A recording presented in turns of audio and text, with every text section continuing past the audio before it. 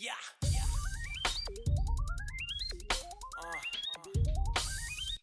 Hey, yo, man, it's your time. And fuck poverty. Get this money, man. What's up, everybody? Welcome to the Phil and Leroy the Judgmental Podcast, What's up, everybody? It's your boy Phil. and I'm Leroy. So, we got a viral video of the week. Now, this is the video where the man Corey Harris was driving. He had a suspended license, but and he did his court hearing While he was on the zoo. driving, Yeah, while he was driving. fucking So, idiot. so here's Corey Harris in court. Now he was in court for that driving around with a suspended license, and here's the report. So it's like it's a news report slash viral video. So here we go. A shocking twist for the man who went viral for driving during a virtual court hearing for a suspended license. Corey Harris showed up in person at a Washtenaw County courthouse today, hoping to set the record straight and put this entire saga behind him. Instead, we're reporting on a brand new chapter. 7 News Detroit reporter Kimberly Craig has been keeping up with the twists and turns of this one. She was in court today as it all unfolded. Well, nothing went the way Corey Harris thought it was going to go in court today. The judge started off by slamming Corey Harris, saying he's never even had a valid driver's license. And the afternoon ended with Harris going to jail. The person that needed to be blamed is And just like our girl in Florida, this guy is also famous on the court cam show because he always on there. the person that he was staring at in the mirror. He didn't do what he should have done. The judge came ready to set the record straight with Corey Harris, who has claimed that he thought the suspension on his driver's license was removed 2 years ago. That court and its friend of the court did nothing wrong. His driving privileges were unsuspended in 2022. That required Mr. Harris to do something. He didn't do it. The judge said Harris never paid his clearance fees with the court or the Secretary of State to lift the suspension. But that's not all. He has never had a Michigan license, ever. We asked Harris yesterday if he ever had a valid driver's license. He claimed he didn't remember. Do you ever recall having one? Having a driver's license? That little freeze frame is going to be the it's going to be the Instagram our Instagram picture for this episode. Here he got to remember if he got a license or not. Come on, Dale. You see the sweat on his forehead. You don't want to ask that question. Look how his eyes is up, like trying to think. I knew I had a permit. I knew that. A driver's permit or? I believe. I don't know. I can't say yes and I can't say no. And That means no. I don't have a license. that's odd because the Pittsfield Township police officer and prosecutor said during that October traffic stop, Corey Harris knew what was up. At least twice during this traffic stop, he acknowledged to the officer that he did not have a valid license. Quote unquote, quote, actually, I don't have a valid license, close quote. The question was, are you a valid driver? Quote, I am not. There was no error by anybody. It was a failure on the part of Mr. Harris to do certain things. Now, I grant you that sometimes that can be a complicated process, but it was certainly not anybody's fault that that didn't happen other than that wasn't paid. Then came the unexpected. He has a warrant for his arrest. Corey Harris was taken into custody for what appears to be a 9-year-old bench warrant out of Allen Park. So was I shocked? Absolutely. Did I want my client to walk in, then get escorted to the back? Absolutely not. That was not the plan. The shocking thing about it, Well, couldn't she get in the lawyer get into like the type his name in on some type of database to see if he have any type of warrants or something like that? Because she's trying to act like she don't know that She he had didn't a know. warrant. She probably didn't search for that because that was not what they was there for. She just assumed like we just dealing with this court shit. I mean, it's driving shit. She ain't know he had a warrant from 9 years ago. And it's All right. probably a different system that they would have to go into, but I don't think she's authorized to that. Okay. So her lawyer, let's just say she's in a law firm. Now, wouldn't they have like law enforcement people that look into stuff like that? Maybe, I guess they would have somebody, on the books that have access. But that's not what they was. You're not going to dig in for that if that's not what you're looking for. You know what I mean? Well, if you was the lawyer and you had access to law enforcement and databases and all that, would you check for everything? No, You wouldn't check for everything because I not would be if checking not. because That's not what I'm dealing with. That's like if my client, let's just say my client got hit by a car, and now I'm his lawyer. I'm not going to go to see if he got a warrant out for his arrest. I'm going to deal with what's at hand. He's suing them people, and I'm here to represent him for this case. I'm not going to go digging in to see what else is going on in his life. See, I would because that makes me unprepared. You go up there now. You go up there like you said about he got hit by a car. Then you go up there and the judge talking about something totally different, and you perplexed like you don't know what's going on. To me, that's like you're like ill informed and ill prepared. You're prepared for what you're supposed to be prepared for. That ain't had nothing to do with what you're here for. Yeah, but you should She's have not. She's not, checked. and then Go. it probably costs money to do all that shit. She just here for this damn driving shit. She's not going to go see if he got a warrant out for arrest from 9 years ago. And I think the warrant, it looked like it was for child support, if I'm not mistaken. Because he I got, did see child something on there. yeah, he got in these problems. Well, he never had a license, but he had child support problems, and they take your shit away. But he never had it. So it looks like he never got all that stuff squared away. And that's what they arrested him for. Well, because he was supposed to pay a fine, or looks like, or whatever. And I mean, once he pay that, whatever that fine is, then they'll push it through so it'll be off his record. But since he never paid the fine, it stayed on his record. Right. Like in limbo, not really on his record, but sitting there like, you got this unless you pay this. And since he didn't pay that, it's still sitting there. Mm-hmm. But I'm pretty sure he can't recall. He can't say yes or he can't say no. Yeah, well, he can think about it while he's sitting in jail cell. Or a driving while license suspended that he didn't take care of. It should be something that a lesson for all of us. Handle your business. At the end of the day, handle your business. You a lawyer. See, that's what I'm saying. You his That's not lawyer. no. You No, should have had you're handle your business. You you're should have had all that stuff squared no, up. no. Look, man. Look, man. You got a He warrant. got a warrant from another city 9 years ago. That's not what they there to court for. Like, All look, she man. concerned, he's an upstanding citizen that just got caught up on some traffic shit. I'll be like, look, man. You got a warrant. Now, do you want me to go and still go to court with you for this situation with the suspended license or not? One or the other. They just It trying don't to. even matter. It don't even That's matter because a you're going blood to jail sucking anyway. lawyer. You know what I mean? A blood sucking lawyer. Ann Arbor, Kimberly Craig, 7 News, Detroit. Thank you, Kim. So, all right, we going to Houston, Texas, where Karen Fisher, a trans woman, arrested after running over Steven Anderson twice as he was going to get the mail, then kissing and stabbing his dying body 9 times. We already know there's more to this damn story here. We already know what's up. So here we go. Only on 13. It may be one of Houston's most horrifying murders caught on camera. And it happened in full view of neighbors in a subdivision near the Gulf Freeway in the Pecan Park neighborhood. ABC 13's Brooke Taylor is joining us now here in the studio. Yeah, and Brooke, this really shocked a lot of us here in the newsroom. It did, and sources close to this case tell me that this is some of the most horrifying footage they have seen in their careers. Police haven't said if the victim knew the killer, but they're hoping that they knew each other. Neighbors cut it out. Video leads to so this man who happens to be a trans woman just happened to find this man walking down the street to run him over and stab him 9 times, and then well, you'll see the video. A quick conviction and justice for his family. Only on 13, deeply disturbing and shocking video of a murder in broad daylight.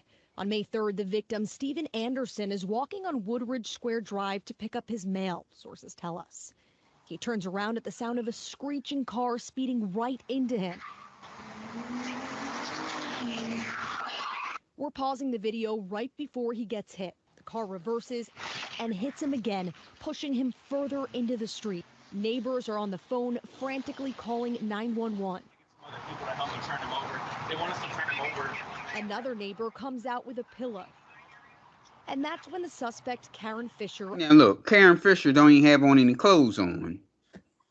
She a hooker. Exactly. They're gonna talk about something they don't know. They don't know if they know each other. Identified in court records as a man, but also described as she by police, returns with a knife in hand. The suspect yanks and flips Anderson over, straddles him, and kisses him. We're not showing what happens next because it's too graphic, but that's when police say Fisher stabs him 9 times. She casually walks off as if nothing happened, and they all the guys is all standing all around. I'd be like, well, all right then, that's good enough for me to take my ass in the house. neighbors just watch. She then tries getting into another car while talking to witnesses. When that's unsuccessful, she leaps over the body and walks away. It's very disturbing, yeah, because, you know, I have kids here. So our kids could have been out here playing, and imagine that.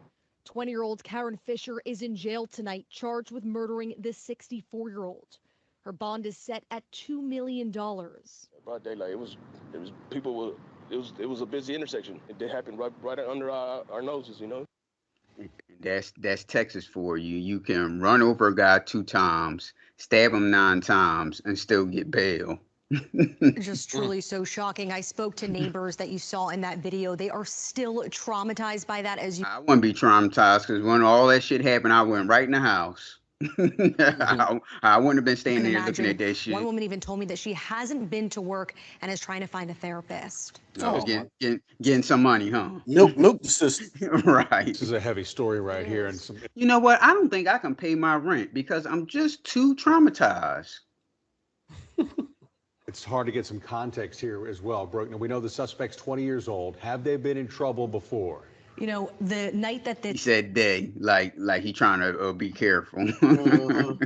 this happened, she was also charged with assaulting a nurse at Bentop Hospital, and we checked records, and back in 2023 she was charged with evading arrest, and she's been on a 5-year community supervision from that. We also found a prostitution charge from 2021. That charge was ultimately dismissed. Well, all right, here's Karen Fisher in court. Karan. Or Carl. I was thinking about Carl. So. Karan. 20-year-old is behind bars accused of running over a man twice and then stabbing him. Karen Fisher was in court today for a bond hearing. Anayeli Ruiz joins us live from Southeast Houston off Woodridge near I-45 with the latest on this case. Anayeli. Well, that's right. It happened here at this complex. Prosecutors, tell us the victim was actually walking home from his mail when he was Is that thing just hit by sitting a right complete there? What thing? The mic. Strange. It's like she was holding it, she let it go, and it's still just chilling. Right, and you see how it's like between her wedged chest. Yeah. Like you can't back up a bit, so it won't be in between your chest. Danger, they say, and of course we want to warn you that she might got one a selfie microphone. I don't know. But she was holding it, and then she just let it go. the following details are very disturbing.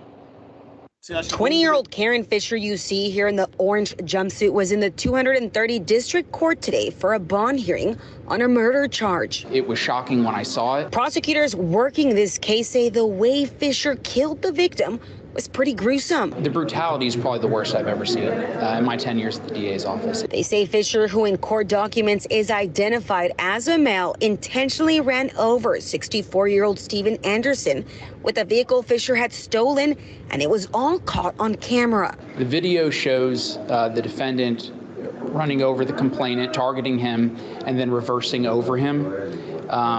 And then she crashes the vehicle into an apartment complex. But prosecutors say Fisher allegedly took it a step further. Gets out, walks up with the knife. She turns his body over, straddles him, and then she kisses him. and then slits his throat and stabs him somewhere between 7 and 10 times. And then she gets up and walks away. As for why Fisher would allegedly do this, well, prosecutors are still trying to figure that out, but they believe mental health and drugs may have played a factor. Originally, I thought there may be some type of relationship between the complainant and the defendant, but what we know at this point is that there was no relationship. It was complete strangers. I don't buy that. Yeah, I don't buy that neither. They is trying to save dude because dude she was probably out of married. her mind. She went after those two guys in front of the car, or reached in and stabbed the guy in the car. Right. That was intentional on purpose. Right. The whole damn neighborhood is like standing around. Right. And yeah. No, I don't buy that. My man probably married and all that stuff, and they don't want to try to, He owed her some money. He never paid her that money, so she fucked him up. Yep. So she's mentally crazy. So she just picked that one dude to run him over twice, and then kiss him while he laying on the ground and stab him 9 times. Mm-hmm. Yeah, don't sell me that mental illness stuff. So that made it even more shocking and horrific. Prosecutors say Fisher is facing another charge for assaulting a nurse while at the hospital. My understanding is she was taken to Bentob and they were trying to restrain her, and she had kicked one of the nurses that was there. And Fisher is at the Harris County Jail on a $900,000 bond for the murder charge for assaulting the So they lowered the bond. Nurse and for a prior arrest of evading arrest. Now, of course, the next court hearing is set for July 24th. Reporting live in Southeast Houston, Anayeli Ruiz, KHOU 11 News. Quite a disturbing case. All right, thank you so much, Anayeli Ruiz. Go ahead, Ariana Ruiz. The way she said her name, I like it. So we go to Indianapolis, Indiana, where Kiara Garrett is accused of firing a gun out of a Lyft driver's window to scare children. Then afterwards, she threatened the Lyft driver. Here's the report on this. People are getting nutty about a damn day, I swear. She turns the gun on me and tells me to drive, or she's going to kill me. Tonight, a Lyft driver is sharing the frightening moments that unfolded after she picked up a passenger. She says that passenger fired shots out of her car and sent children running for their lives. And as she tells Fox 59 Scarlett O'Hara, then the woman held her at gunpoint. On Saturday evening, a Lyft driver picked up a passenger and her daughter at an apartment in this neighborhood. She says what happened after that, though, brought to life a fear shared by many rideshare drivers. I literally thought I was going to die. Catherine Givens was asked to make a quick stop at a basketball court so the passenger could pick up her 12-year-old son. Once there, the rider rolled down the window, pulled out a gun, and started firing shots. Obviously, all the kids. So the kids was fucking with her son or whatever. The son told the mom that these kids is bothering him or whatever. So instead of taking her car, she took a Lyft to the playground and fired the gun at the kids that was messing with her son. Kids started running, parents came flooding out of the apartments. Givens recalls one parent saying they called 911, and the passenger, identified by police as Kiara Garrett, yelling back that she'd shoot them. That's when she realized that the police were already in the apartment complex, and she turned her gun on me and said, if you don't leave, I'm going to kill you. Her plan backfired because the cops was already there. Well, she was an idiot anyway, because if you're using Lyft or any of those things like that, you have an account, so they can track who you are easily. Yep. So, Givens spent the 25-minute drive to Garrett's destination with a gun pressed to her stomach. It's very scary. Her kids were in the back seat. She was beating on her son in the back seat as well. After dropping, and she done whooped the kid's ass. She's like, you have to give it to her. She's double duty. She can. It sounds like some bullshit. How you got a gun on somebody as you whooping another kid in the back? That you can do whatever you want. There's no way she can turn her head, whooping the kid in the back, and hold a gun at you at the same time and watch your every move. Garrett and her children off at their home across town, she pulled into a nearby parking lot to call 911.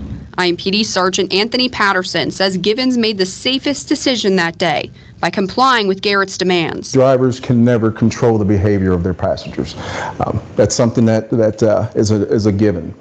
So whenever you're threatened, do your best to remain calm, remain polite, remain professional, follow the directions. In a statement, a spokesperson for Lyft said, quote, the behavior described is reprehensible and has no place in the Lyft community or society, adding that they've contacted Givens for support and removed Garrett from the platform. But Givens says it's not enough to make her feel safe driving for strangers again. But they need to vet who they're letting ride with us.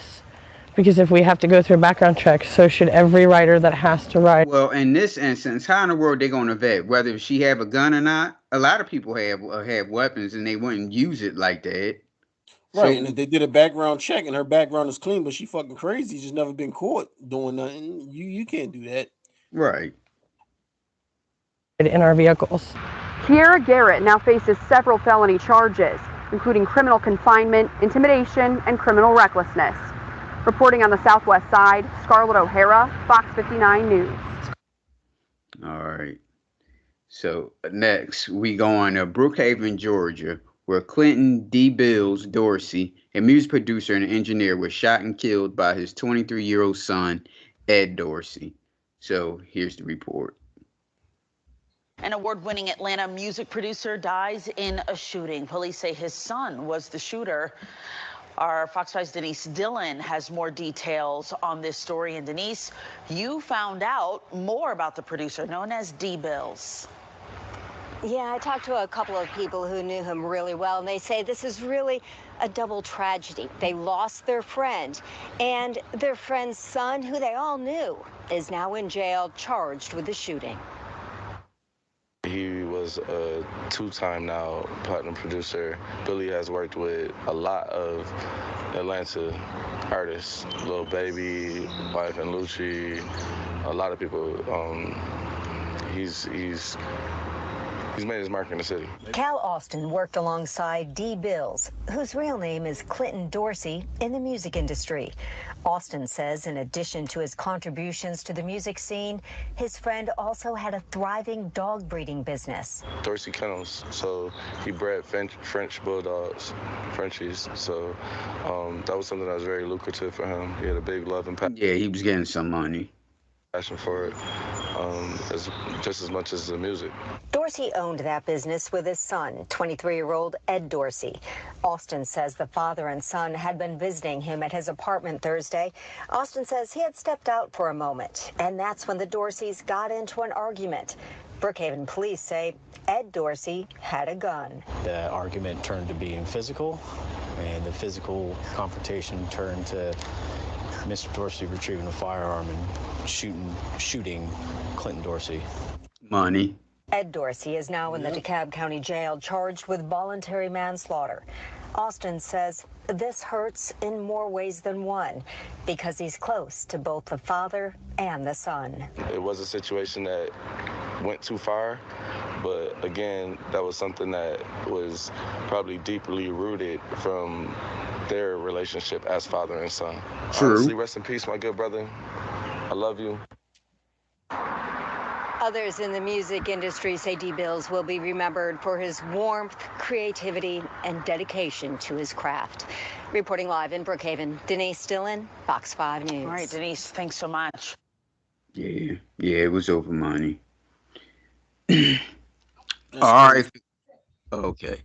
All right, Philip, we going to Darby, PA, where 26-year-old Kiara Lee, a middle school crossing guard, was charged with giving kids marijuana and You forgot to say my neck of the woods.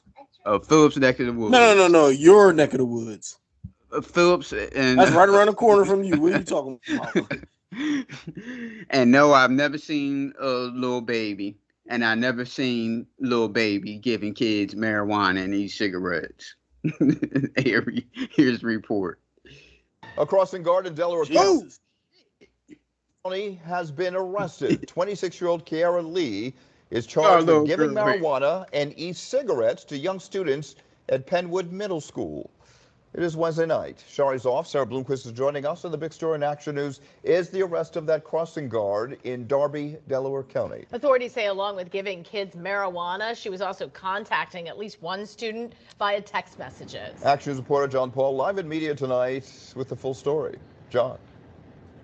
Yeah, Rick, Sarah, we talked to the Delaware District Attorney today, the Delaware County District Attorney here today, and he outlined all of those charges. We also know that crossing guard worked at a rec center with kids near the police department. And tonight, police. The rec center is like right next to the police station. I'm assuming they talking about Darby. Yes. Rec center. Say that she gave drugs to a 14-year-old girl. Our cameras were there last night as police led 26-year-old Kiara Lee to a waiting van, her feet shackled. She faces a list of charges, including possession of drugs and corruption of minors. Investigators say she used her position as a crossing guard at an intersection near Penwood's Middle School to get close to kids and gave at least one child edible marijuana. She's supposed to be, as you said, a crossing guard protecting children. Instead, she's using that position to get to know children and then sharing harmful products. The Delaware County District Attorney says they are looking to see if more kids got drugs from Lee. In the affidavit obtained by Action News, at least 4 kids were interviewed by police. You can imagine a child who's taken edible marijuana and is sitting in a classroom is not exactly paying attention, becoming an A student. According to investigators, Lee gave a vape to the child as well and even texted with her about her experience after taking marijuana. We know that Lee also worked at a rec center nearby and was known in the community. I do know exactly who you're talking about, and I always see her on that side of McDade and Summit. We talked to one mom picking her son up from Penwood. Just what, the snitching?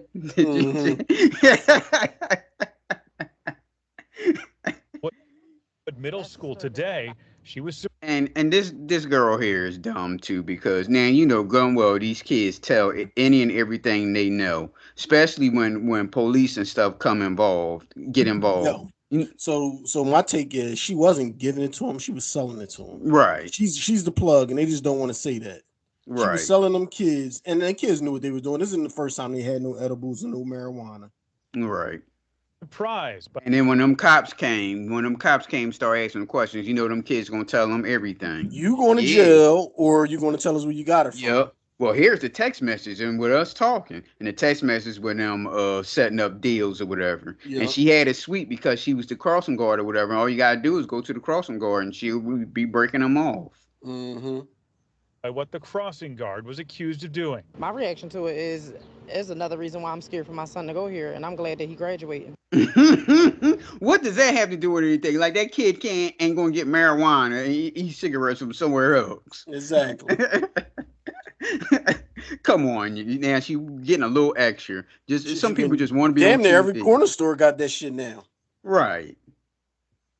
It ain't hard to get no damn for a child, a middle school student, to get no damn marijuana.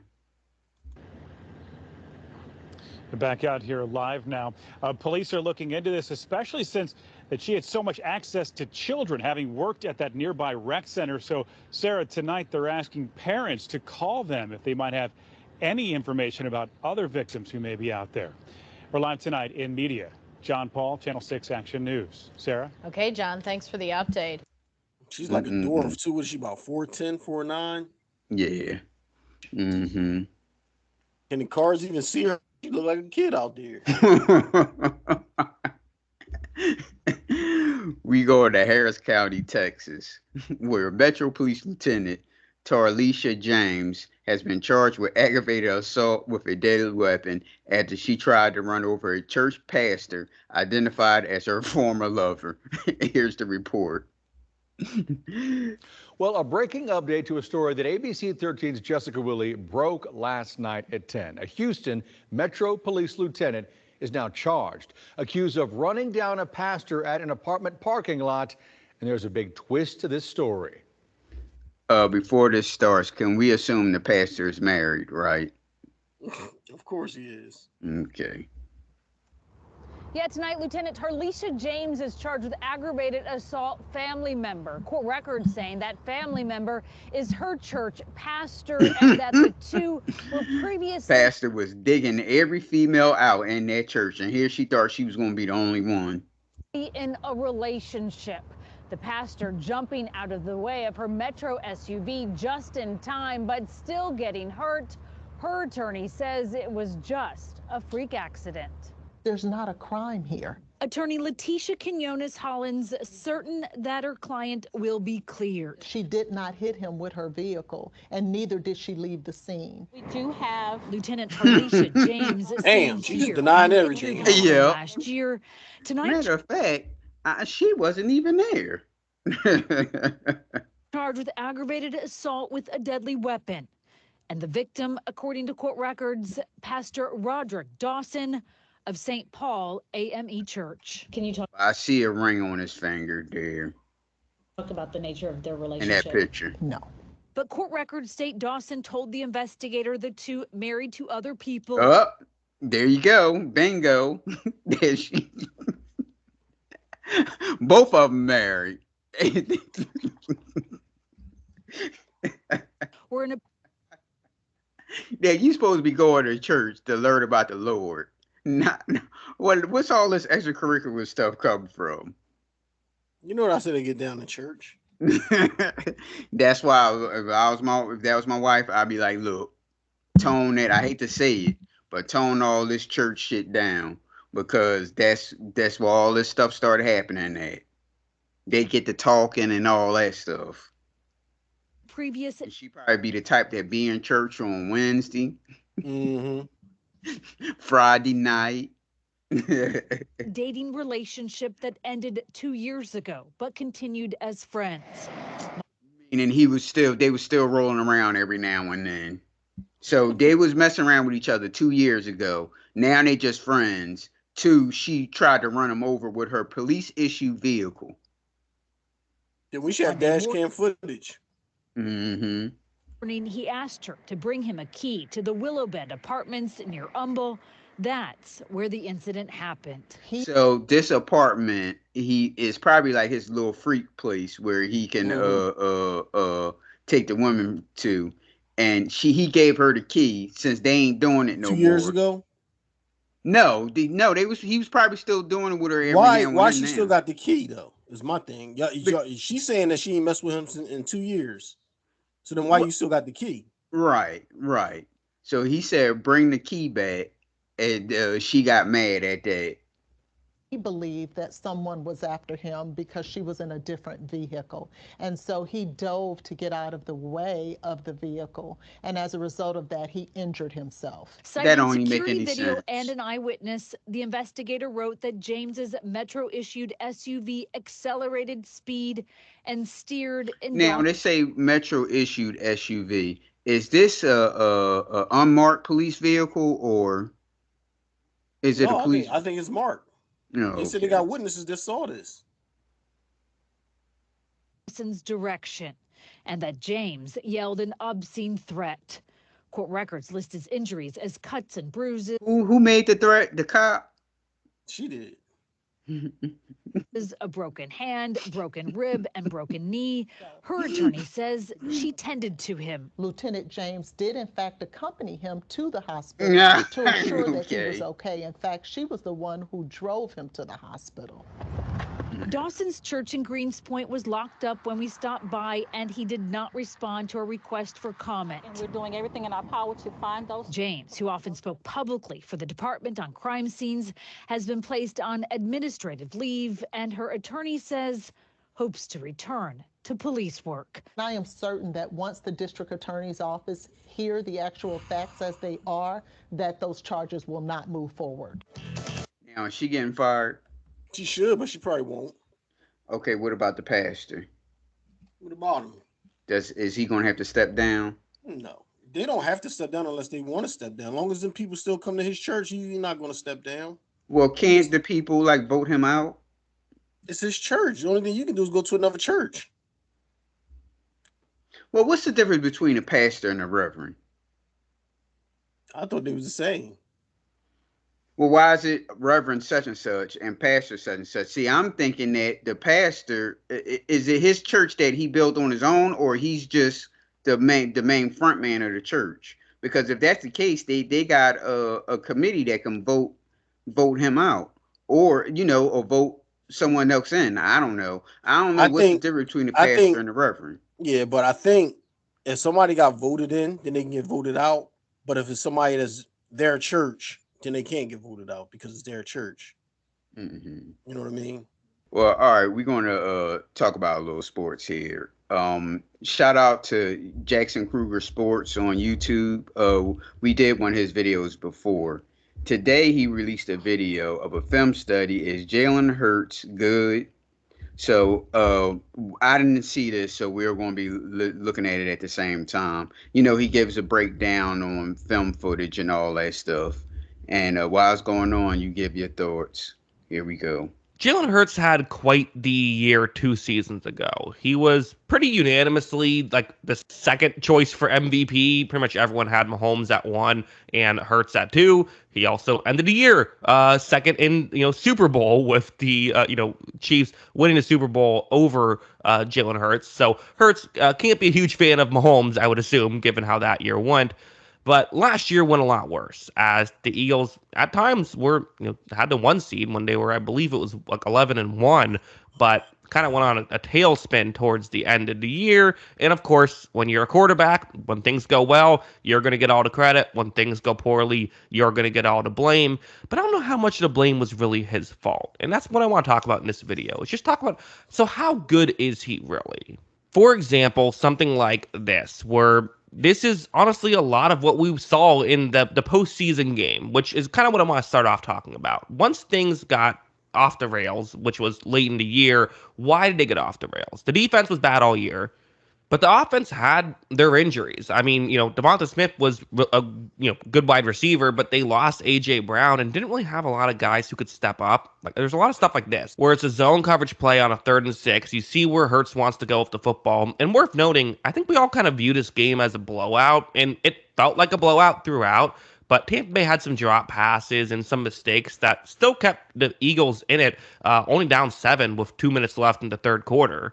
When this play begins, though, Hurts would take the snap, looks down the field, and again, doesn't love what he sees. I was in the stands in this game watching a lot of times Hurts look down the field and just they're not being an option. And it's like, do you just throw up a jump ball or do you try to make something happen? This time, Hurts is going to try and make something happen. He's going to scramble out and again, looks down the field, still doesn't love what he sees, and isn't really outside the box at this point. So not a very tough situation here.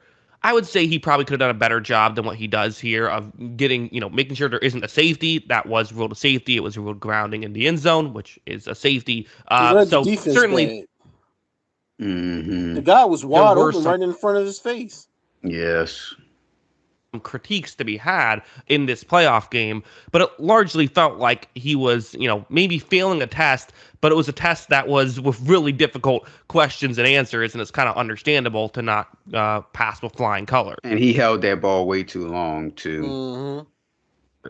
But this is another example of what we kind of started to see more and more as, there was also injuries to the offensive line, so you would see stuff like this. When this play begins, Hurts is going to run a play action, but, the Giants just sent pressure, and part of what they did too is once teams kind of realized that playing man coverage against the Eagles was the preferred strategy, they started blitzing a lot. And 2 years ago, Hurts was lethal against the blitz, and even now, he's doing a pretty good job. Gets outside the pocket, is looking downfield. There's just not a place to go with the football. So he does the right thing here. He throws the football away, but again, that's going to hurt your box score numbers, right? Even if it's the correct play, because you weren't able to make anything happen.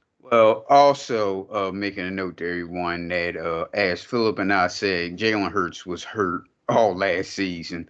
This play, he could have just darted out and ran when he saw that blitz coming. But it's like he slowed up and all the defensive players caught up to him where he couldn't have ran. So all he had to do was his only option was to throw the ball away.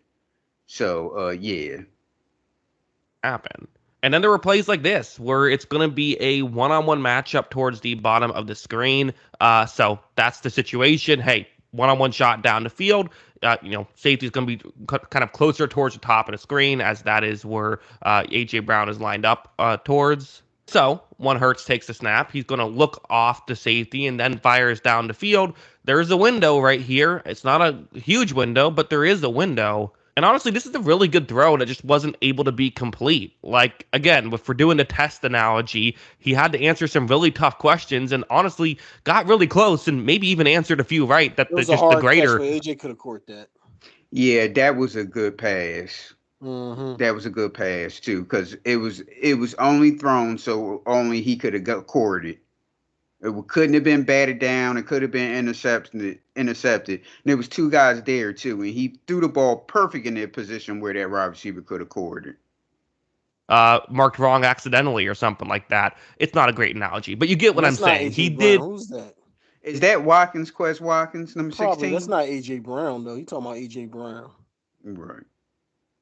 A pretty good job on a lot of these plays, and it just wasn't enough due to the situation he was. Yeah, that was a hell of a got put in towards the end. Hell of a pass. Of the year. Because like going over to like Arizona, one like it's not a great defense that he's going up against. With all due respect to the Arizona Cardinals, it's man coverage. You see the route that he wants to look towards right here. He's going to take the snap. It's actually Julio Jones's route where he fires down the field, and you see there's a window. It's not like a wide open window or anything, but what Hurts kind of did at such a high level 2 years ago was just there would be a window, he'd hit the window. He'd make the correct read and get the ball to the right spot so consistently. That's what he does here, and they're able to get a touchdown. And it's like when you pair that consistency with his good playmaking ability, usually you would get some really good football. But last year, just when these opportunities dried up a little bit, it made it look worse. That's what I saw when I watched the film. There was also something like this, where the way this is going to work, it's going to be zone coverage that the Arizona Cardinals are in on a 3rd down and 2. That is the concept that the Philadelphia Eagles are running, and Hurts doing what Hurts typically does is he's reading this play well, which is such an underrated aspect of football. It's just being able to quickly figure out where you should go with the football, which Hurts has pretty much always done, even going back to college. That's the route he wants to look towards, which makes sense. On paper, this is one that definitely can work. And when Hurts takes the snap, it also helps that it's A.J. Brown. But this is honestly pretty good defense by Arizona. This is not a wide open window. But I think the timing that Hurts can, really show off on some of these plays is what makes him special. I mean, you look at the ball, it's already almost there. So before the Arizona defender can get to Brown, Brown is able to make the grab. And A.J. Brown is a great player. Having A.J. Brown, really helps out a lot. But also, he helps out A.J. Brown a lot. A.J. Brown wasn't this guy in Tennessee. He was really good in Tennessee, but he wasn't quite this. I mean, they have really good chemistry. And, I think that in the playoffs and in that Giants game, once Brown got hurt, it just wasn't, it wasn't the same. I do think Jalen Hurts is really good, and I think that the only real criticism from him last year was it was more so just you didn't make a miracle happen being able to win with Matt Patricia. It's okay, listen, the list of guys who have won with Matt Patricia is Tom Brady, and that's it. That's the entire list. So I don't think it's fully fair to criticize that. And even in that scenario, Patricia, there was Bill Belichick there, probably helped out a little bit, right? So, in general, I think that the defense was horrible. The offense was good enough to still make some of these plays work. I think Hurts did a lot of really good stuff. Jalen Hurts was hurt. The problem with the offense is we didn't run the ball enough. Swift was one of the top running backs. He just couldn't get touches. He averaged over 5 yards a carry. He was killing them. But then we just forget that he's on our team. So now they're making a big push about Barkley. But is they going to do the same thing with Barkley? Not give him enough touches? I think Barkley would be a type of guy that I complain about it. I'm talking about complain to the press, not. Okay. So I don't think, So I think he'll say something about that. It's the same with Miles Sanders. Miles Sanders had his breakaway year, and then we got rid of him. Well, we didn't even use him enough. You know what I mean? We get these running backs that's good, and we don't use them enough. Any other team will wish they had a good running back. We got them, but we don't use them. I don't understand that. Mm-hmm. And in the past couple of games, the situation wasn't as good, and he wasn't as good because of it. I do think that maybe it's fair to say that, 2 years ago, his situation was so good, it probably inflated some numbers, and he probably wasn't actually the second best quarterback in football, despite having the second best season out of quarterbacks in football. I would agree with that. I think that's reasonable. I don't have him as my number 2 quarterback, but I still have him as a top 10 quarterback because when I watched the film, I really do see a lot more good than bad. And even the bad tends to be a lot more him trying to fit a ball through a tight window because it's the 10th play in a row where there's been tight windows, and at a certain point you have to start pushing the ball down the field, and then it gets intercepted and everyone criticizes him. Like that's what I've seen more of. And I think for the Eagles, really an effort they should be making, they've done some stuff, I think they should be making more of, is try not to be so A.J. Brown dependent. Like they've added Saquon Barkley, who isn't a receiver, but maybe can help out. Well, was the Eagles A.J. Brown dependent last season? No, because what's the name had 100 catches, didn't he? Yeah. So I didn't get that.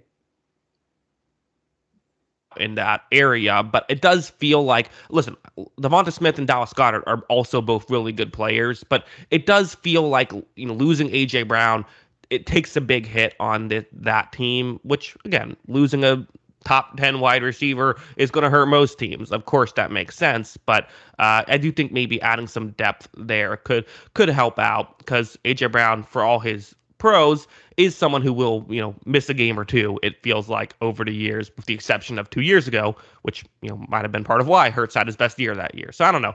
Again, I'm not saying that it was all just losing A.J. Brown was the only part of his issues. I'm mostly saying I don't think his issues really were that big of a deal and were overblown. And most of the times when he played poorly, it was more so there wasn't an option to go with the football. But yeah, that's what I think about all of it. What do you think? Let me know in the comments below. Always love hearing from y'all. And of course, as always, thanks for watching. Yeah, well, that's Jason Kruger Sports on YouTube. That's his YouTube channel name. Anything else sports you want to talk about? Not really. I seen a clip that said Adrian Broner got his tooth knocked out. Did he really get his new tooth knocked out? Yes.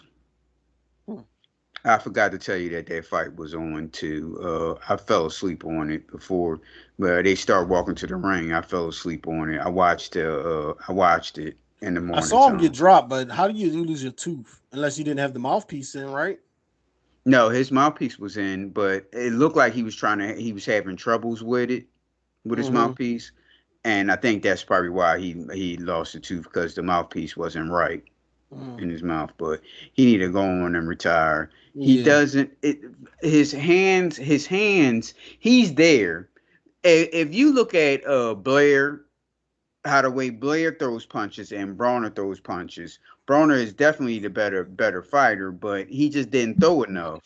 He didn't throw enough, and he got knocked down. So that it's just it seemed like it's a money grab for him now. He's not even like focused on his craft no more.